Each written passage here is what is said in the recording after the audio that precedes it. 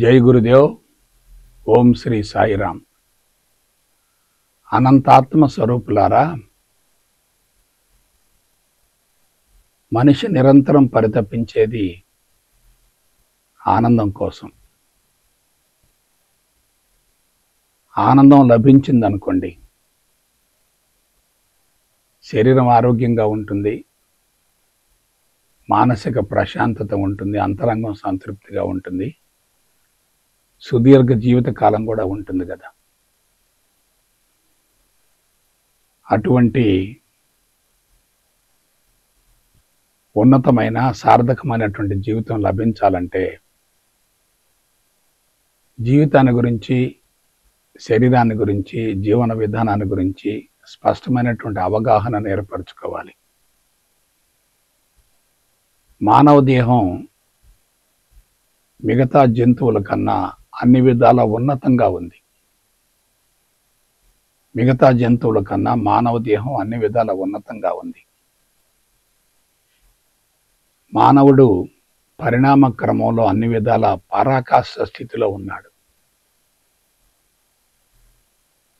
అటువంటి మానవుడికి మిగతా వాటికంటే భిన్నమైనటువంటి జీవన విధానం ఉంది, శారీరక నిర్మాణం కూడా ఉంది. మానవుడు భూమికి లంబకోణంలో ఉంటాడు, రెండు కాళ్ళతో సంచరిస్తూ ఉంటాడు. భూమికి లంబకోణంలో ఉంటాడు, రెండు కాళ్ళతో సంచరిస్తూ ఉంటాడు. అతనిలో కీలకమైనటువంటి 3 వ్యవస్థలు సమర్థవంతంగా పనిచేస్తూ ఉంటాయి. ఏంటో ఆ వ్యవస్థలు? 1 నాడీ వ్యవస్థ, 2 హార్మోన్ వ్యవస్థ, 3 వ్యాధి నిరోధక వ్యవస్థ. మరొకసారి శ్రద్ధగా వినండి. ఎవరైతే ప్రకృతికి అనుగుణంగా జీవిస్తారో వాళ్ళలో నాడీ వ్యవస్థ, హార్మోన్ వ్యవస్థ, నిరోధక వ్యవస్థ సమర్థవంతంగా పనిచేస్తాయి. ఎవరిలోనైతే కృత్రిమైనటువంటి మేధస్సు ఉంటుందో వాళ్ళలో నాడీ వ్యవస్థ సమర్థవంతంగా పనిచేయదు, హార్మోన్ వ్యవస్థ సరిగా పనిచేయదు, నిరోధక వ్యవస్థ కూడా పనిచేయదు. వాళ్ళకి తెలివి మేధా సంపత్తి ఉండవచ్చు, కానీ నాడీ వ్యవస్థ సమర్థవంతంగా పనిచేయదు. కాబట్టి శరీరం రుగ్మతలకు లోనవుతుంది. హార్మోన్ వ్యవస్థ సక్రమంగా పనిచేయకపోతే జీవిత సంకల్పం నెరవేరదు. అందమైన, ఆరోగ్యవంతమైన, సంస్కారవంతమైన, నైతిక విలువలతో కూడిన గొప్ప వ్యక్తికి జన్మనిచ్చే అవకాశమే లేదు. నాడీ వ్యవస్థ బలహీనపడుతుంది, హార్మోన్ వ్యవస్థ చిన్నాభిన్నమవుతుంది. ఇక 3వది నిరోధక వ్యవస్థ. నిరోధక వ్యవస్థ సక్రమంగా పనిచేయలేదనుకోండి,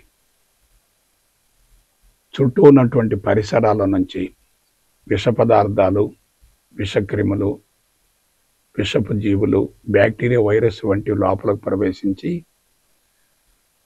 అతి భయంకరమైనటువంటి రుగ్మతలు ఏర్పడి ఆకస్మికంగా జీవితాన్ని బలవంతంగా ముగించవలసినటువంటి పరిస్థితులు ఏర్పడతాయి. కాబట్టి ఆర్టిఫిషియల్ ఇంటెలిజెన్స్ ఎంత ప్రమాదకరమో కొంచెం ఆలోచించండి. ఎవరైతే ఆధ్యాత్మిక మార్గంలోకి ప్రవేశించి సద్గురువు యొక్క మార్గదర్శకతతో శాస్త్రీయపరమైన విధానాన్ని, సాంకేతిక పరిజ్ఞానాన్ని ఉపయోగిస్తారో వాళ్ళలో ఈ 3 వ్యవస్థలు సమర్థవంతంగా పనిచేస్తాయి. నాడీ వ్యవస్థ 3 భాగాలుగా ఉంటుంది. కేంద్ర నాడీ వ్యవస్థ, స్వయంచోదిత నాడీ వ్యవస్థ, పరిధీయ నాడీ వ్యవస్థ. కేంద్ర నాడీ వ్యవస్థలో ఒకే ఒక అవయవం ఉంటుంది, అది 2 భాగాలుగా ఉంటుంది, మెదడు వెన్నుపాము. పరిధీయ నాడీ వ్యవస్థలో నాడులు దేహం అంతటా విస్తరించి ఉంటాయి. ఆ నాడుల ద్వారా సమాచారం వస్తూ ఉంటుంది, మరలా సమాచారం అందించబడుతూ ఉంటుంది. ఒక రకంగా ప్రసార కేంద్రం మాదిరిగా పనిచేస్తుంది. ఇక మూడోది ఏమిటి? స్వయంచోదిత నాడీ వ్యవస్థ, ఆటోనామిక్ నర్వస్ సిస్టమ్.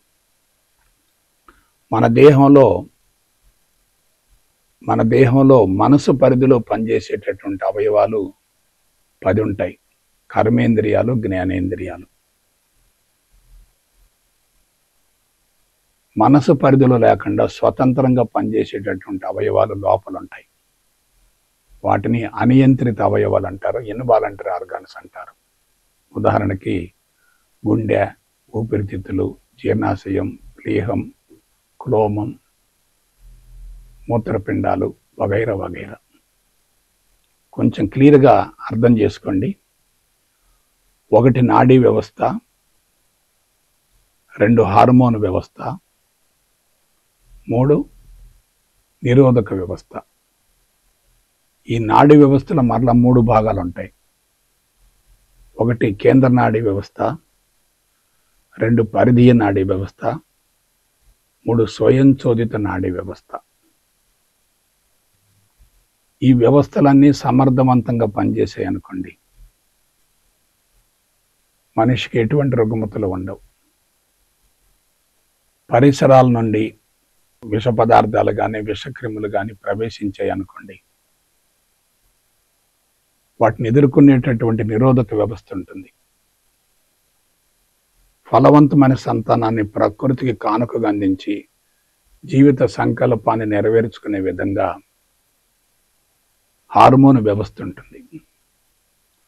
తనలో ఏం జరుగుతుందో, పరిసరాల్లో ఏం జరుగుతుందో అనేటటువంటి విషయాన్ని గురించి గమనించి తదనుగుణంగా శరీరాన్ని కాపాడటానికి నాడీ వ్యవస్థ ఉంటుంది.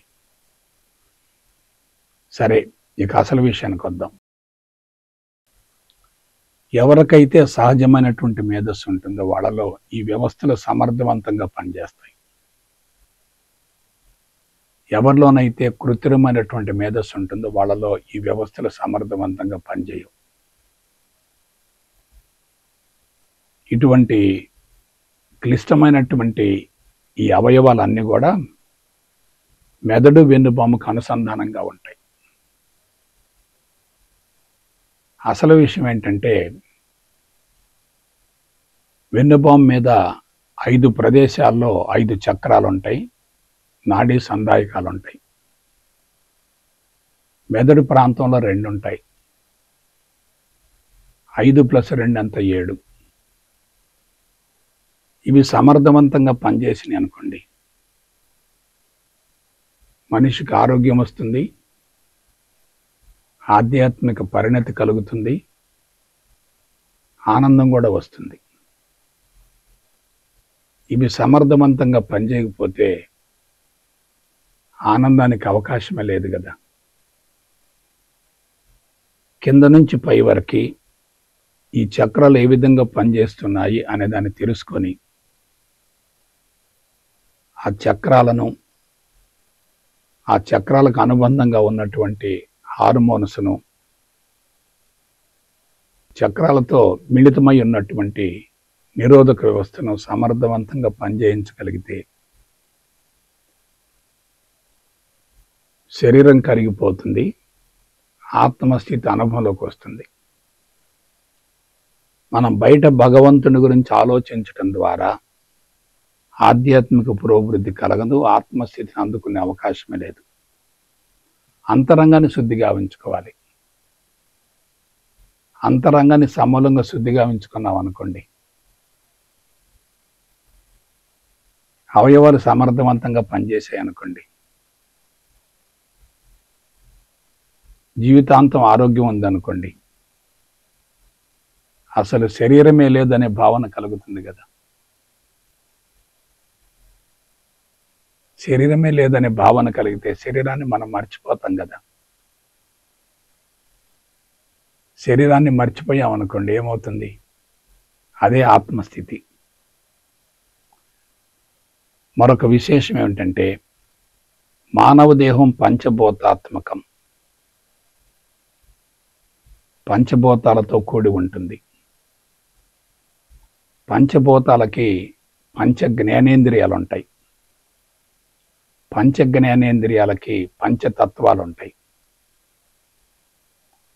పంచభూతాలు, పంచ జ్ఞానేంద్రియాలు, పంచతత్వాలు ఇవన్నీ సక్రమంగా పనిచేస్తున్నాయి అనుకోండి, సమపాళలో ఉన్నాయి అనుకోండి, సమర్థవంతంగా పనిచేస్తున్నాయి అనుకోండి, శరీరం జీవితాంతం ఆరోగ్యంగా ఉంటుంది.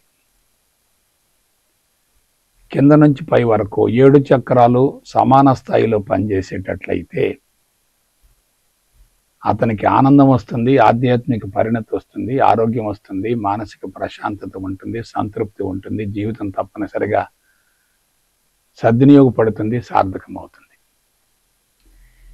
ఏ ఒక్క చక్రం సక్రమంగా పనిచేయకపోయినా, ఏ ఒక్క చక్రం సక్రమంగా పనిచేయకపోయినా శరీరం అదుపు దప్పుతుంది, ఆరోగ్యం సిద్ధించే అవకాశమే లేదు. అందున మూలాధార చక్రం, ఆజ్ఞ చక్రం రెండూ కీలకమైనవి. మూలాధార చక్రం వెన్నుపాము యొక్క చివరి భాగంలో ఉంటుంది, ఆజ్ఞ చక్రం బురుకుటి మధ్యలో ఉంటుంది. ఈ 2 చక్రాలు సమర్థవంతంగా పనిచేసాయి అనుకోండి, మిగతా చక్రాలు కూడా సమర్థవంతంగా పనిచేస్తాయి. ఈ 2 చక్రాలు బలహీనపడితే మిగతా చక్రాలు కూడా సమర్థవంతంగా పనిచేసే అవకాశం లేదు. కాబట్టి దీని గురించి మనం తెలుసుకోవాలి. ఇప్పుడు మరలా చెప్తున్నాను, ఎవరిలోనైతే కృత్రిమమైనటువంటి మేధస్సు ఉంటుందో, చెడు సంస్కారాలు ఎక్కువగా ఉంటాయో వాళ్ళల్లో ఈ చక్రాలు సమాన స్థాయిలో సమాన మోతాదులో పని చేయవు. ఏదో ఒక చక్రం ఎక్కువగా పని చేయవచ్చు, మరొక చక్రం తక్కువగా పని చేయవచ్చు. నేను ఒక చిన్న ఎగ్జాంపుల్ చెప్తాను. మూలాధార చక్రం సమర్థవంతంగా పనిచేస్తే పంచ కర్మేంద్రియాలు అద్భుతంగా పనిచేస్తాయి. స్వాధిష్టాన చక్రం బాగా పనిచేసింది అనుకోండి, పంచ జ్ఞానేంద్రియాలు సమర్థవంతంగా పనిచేస్తాయి. మణిపూరవ చక్రం బాగా పనిచేసింది అనుకోండి, జీర్ణ వ్యవస్థకు సంబంధించి ఎటువంటి ఇబ్బందులు ఉండవు. అనాహత చక్రం సమర్థవంతంగా పనిచేసింది అనుకోండి, ఊపిరితిత్తులు, గుండె రెండు కూడా అద్భుతంగా పనిచేస్తాయి. విశుద్ధ చక్రం సక్రంగా పనిచేసింది అనుకోండి, గొంతుకు సంబంధించినటువంటి ఇబ్బందులు ఉండవు. ఇక్కడ 7 నాళాలు కలిసి ఉంటాయి. 2 కంటి నాళాలు, 2 చెవి నాళాలు, ఒక ముక్కు, ఒక స్వరపేటిక, ఒక అన్నవాహిక.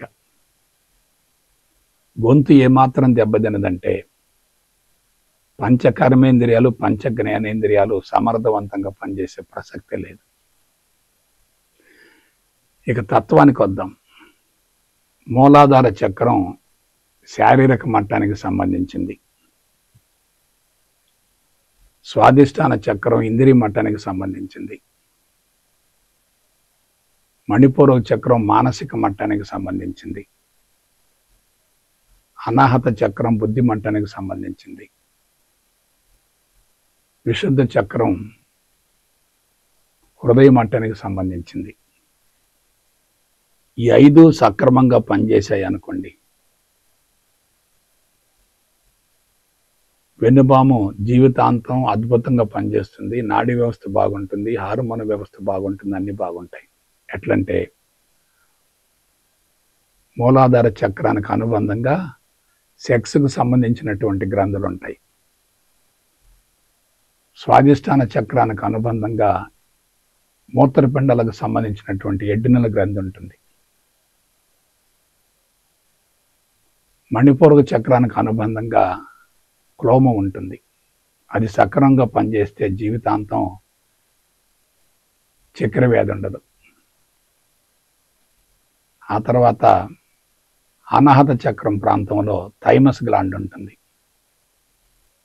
మనిషి యొక్క ఎమోషన్స్ని కంట్రోల్ చేస్తూ ఉంటుంది. విశుద్ధ చక్రం ప్రాంతంలో థైరాయిడ్, పారాథైరాయిడ్ ఉంటాయి. ఒక పక్క నాడి చెప్పాను, మరొక పక్క వినాళ గ్రంథులు కూడా చెప్పాను. ఈ 5 సక్రమంగా పనిచేయాలంటే మనిషికి ఏం కావాలి? ఉత్తమ సంస్కారాలు కావాలి. ప్రకృతికి అనుగుణమైనటువంటి జీవన విధానం ఉండాలి. ప్రకృతిలో మమేకం కావాలి, ప్రకృతిలో కలిసిపోవాలి, ప్రకృతిలో సంభవించేటటువంటి మార్పుల్ని ఎదుర్కొనగలిగి ఉండాలి. ఇది 5 చక్రాలు. ఇక పైకి రండి. మెదడు ప్రాంతంలో 2 చక్రాలు ఉంటాయి. అదేమిటి? ఆగ్నేయ చక్రం, దానిపైనే ఉంటుంది సహస్రారం ఉంటుంది. పిట్యూటరీ గ్రంథి, పీనియల్ గ్రంథి 2 ఉంటాయి. పిట్యూటరీ గ్రంథి సక్రమంగా పనిచేసింది అనుకోండి, శరీరంలో జీవితాంతం అన్ని అవయవాలు సమర్థవంతంగా పనిచేస్తాయి. దాని నుంచి చాలా రకాల హార్మోన్స్ ఉత్పత్తి అవుతాయి. అవి వెన్నుబాము మీద ఉన్నటువంటి హార్మోన్స్ను కూడా సమర్థవంతంగా పనిచేస్తూ ఉంటాయి. ఇక అసలు విషయానికి వద్దాం. మెదడును చిత్తం అంటారు కదా. చిత్తంలో ఏముంటాయి? సంస్కారాలు ఉంటాయి. చిత్తంలో చెడు సంస్కారాలు ఉంటే మెదడు కలుషితంగా ఉంటుంది. మెదడు కలుషితంగా ఉంటే అంతరంగ అవయవాలు సమర్థవంతంగా పనిచేయవు కదా. కాబట్టి చిత్తం శుద్ధి కావాలి, మెదడు సమర్థవంతంగా పనిచేయాలి. చిత్తం సమర్థవంతంగా పనిచేయాలంటే వెన్నుబాము మీద ఉన్నటువంటి 5 చక్రాలు సమర్థవంతంగా పనిచేయాలి. చిత్తం సమర్థవంతంగా పనిచేస్తూ ఉంటే పిట్యూటరీ గ్రంథి, ఆగ్నేయ చక్రం సమర్థవంతంగా పనిచేస్తుందో దాని ఫలితంగా క్రింద ఉన్నటువంటి 5 చక్రాలు సమర్థవంతంగా పనిచేస్తాయి. చివరికి ఏమవుతుంది? జ్ఞానపరంగా పరిణతి చెంది ఉంటే, పరిపూర్ణ అద్వైత బ్రహ్మ జ్ఞానం అనుభవంలోకి వస్తే చిత్తం మొత్తం శుద్ధి అవుతుంది. కృత్రిమ మేధస్సు పోతుంది, సహజమైన మేధస్సు పోతుంది, చెడు సంస్కారాలు పోతాయి, ఉత్తమ సంస్కారాలు పోతాయి, ఇనప సంఖ్యలు పోతాయి, బంగారు సంఖ్యలు పోతాయి, కలుపు మొక్కలు పోతాయి, పంట కూడా పోతుంది. అప్పుడు ఏమవుతుంది? సహస్రారం ఓపెన్ అవుతుంది. సహస్రారం ఓపెన్ అయిందనుకోండి, విశ్వశక్తి నేరుగా లోపలికి ప్రవేశిస్తుంది. ఇందాక నేను ఒక మాట చెప్పాను, ఆగ్నేయ చక్రం, మూలాధార చక్రం చాలా కీలకమైనవి అన్నాను. మూలాధార చక్రం సమర్థవంతంగా పనిచేసింది అనుకోండి, దానిపైన ఉన్నటువంటి స్వాధిష్టాన చక్రం, దానిపైన ఉన్నటువంటి మణిపూరక చక్రం, దానిపైన ఉన్నటువంటి అనాహత చక్రం, దానిపైన ఉన్నటువంటి విశుద్ధ చక్రం అన్నీ సమర్థవంతంగా పనిచేస్తాయి. మూలాధార చక్రం వీక్ అయితే మొత్తం వీక్ అయిపోతాయి. ఆగ్నేయ చక్రం సమర్థవంతంగా పనిచేస్తే మెదడంతా కూడా శుద్ధి అవుతుంది. ఆగ్నేయ చక్రం బలహీనంగా ఉంటే మెదడు కలుషితం అవుతుంది. అప్పుడు సహస్రారం తెరుచుకునే అవకాశమే లేదు. ఇక అసలు విషయానికి వద్దాం. ఎవరిలోనైతే ఉత్తమ సంస్కారాలు ఉండి, సహజ సిద్ధమైనటువంటి మేధస్సు ఉండి, ప్రకృతికి అనుగుణంగా జీవితాన్ని కొనసాగిస్తూ ఉంటారో అటువంటి వ్యక్తులలో మూలాధార చక్రంలో ఉన్నటువంటి కుండల శక్తి మేలుకుంటుంది, ప్రాణశక్తి మేలుకొని పైకి వస్తుంది. కింద నుంచి ప్రాణశక్తి పైకి వస్తే ఏమవుతుంది? లోపల అవయవాలు మొత్తం శుద్ధి అవుతాయి. ఆగ్నేయ చక్రం శుద్ధి అయింది అనుకోండి, విశ్వశక్తి సహస్రారం ద్వారా లోపలికి వస్తుంది. మూలాధార చక్రంలో ఉన్నదేమో ప్రాణశక్తి, సహస్రారం గుండా లోపల ప్రవేశించేదేమో విశ్వశక్తి. ఇది కింద నుంచి పైకి వస్తుంది, అది పైనుంచి కిందికి వస్తుంది. ఇక మరొక కీలకమైనటువంటి విషయాన్ని గురించి మీకు తెలియజేస్తాను. వెన్నుబాములో స్వచ్ఛమైనటువంటి ద్రవం ఉంటుంది, దాన్ని మేరు ద్రవం అంటారు. మెదడు యొక్క లోపల భాగంలో కొన్ని గదులు ఉంటాయి. ఆ గదులలో స్వచ్ఛమైనటువంటి మస్తిష్క ద్రవం ఉంటుంది. ఎవరికైతే మూలాధార చక్రం, ఆగ్నేయ చక్రం రెండు సమర్థవంతంగా పనిచేస్తాయో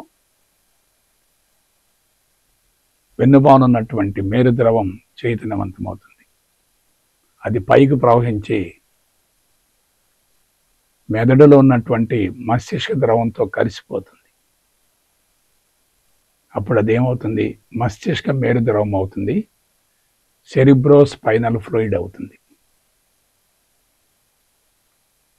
ఎప్పుడైతే ఈ ద్రవాలు రెండు కలిసిపోతాయో అప్పుడు ఏమవుతుందో ఒకసారి క్లియర్గా చెప్తాను. సంచిత కర్మలు, ప్రారబ్ధ కర్మలు, ఆగామి కర్మలు మూడు కరిగిపోతాయి. ఇందాక నేను చెప్పాను కదా, ఇనుప సంఖ్యలు పోతాయి, బంగారు సంఖ్యలు పోతాయి, కలుపు మొక్కలు పోతాయి, పంట కూడా పోతుంది. అప్పుడు ఏమవుతుంది? చేతన మనసు శుద్ధయింది, ఉపచేతన మనసు శుద్ధయింది, అంతచేతన మనసు శుద్ధయింది. ఇక శరీరం కరిగిపోతుంది. శరీరం కరిగిపోతే అదే ఆత్మస్థితి. ఆత్మస్థితికి చేరిన తర్వాత శరీరం కరిగిపోతే అది విశ్వ శరీరంగా రూపాంతరం చెందుతుంది. విశ్వ శరీరంగా రూపాంతరం చెందుతుంది. అది యూనివర్సల్ బాడీ అవుద్ది. కృత్రిమ మేధస్సు ఉన్నటువంటి వాళ్ళల్లో అహంకారం ఎక్కువగా ఉంటుంది. నేను ఫలానా అనే భావన ఉంటుంది. దాన్ని సంబడి స్టేట్ అంటారు. ఎవరికైతే కృత్రిమైనటువంటి మేధస్సు కాకుండా సహజమైనటువంటి మేధస్సు ఉంటుందో వాళ్ళలో అవయవాలు సమర్థంగా పనిచేసి సంపూర్ణ ఆరోగ్యం సిద్ధిస్తుంది, శరీరం కరిగిపోతుంది. దాన్ని నోబడి స్టేట్ అంటారు. శరీరం కరిగిపోయిన తర్వాత అది విశ్వం వైపుకు విస్తరిస్తూ ఉంటుంది కదా, దాన్ని ఎవరిబడి స్టేట్ అంటారు. ఇది డ్రై సబ్జెక్టే, కానీ సామాన్యమైంది కాదు. ఋషులు అందించినటువంటి బ్రహ్మజ్ఞానానికి మానవుడు కొనసాగిస్తున్నటువంటి ప్రస్తుత సహజమైన మేధస్సుకి అన్వయించేటట్లయితే అద్భుతమైన ఫలితం వస్తుంది. జీవితం నందనవనం అవుతుంది, సార్థకం అవుతుంది, సద్వినియోగపడుతుంది, ఆనందమయం అవుతుంది. అంతకు మించినటువంటి అదృష్టం లేదు కదా. కాబట్టి ఆ దిశగా మీరు జీవితాన్ని కొనసాగించాలని మనసా వాచ కర్మణ కోరుకుంటూ సెలవు తీసుకుంటాను. జై గురుదేవ్, జై గురుదేవ్, జై గురుదేవ్.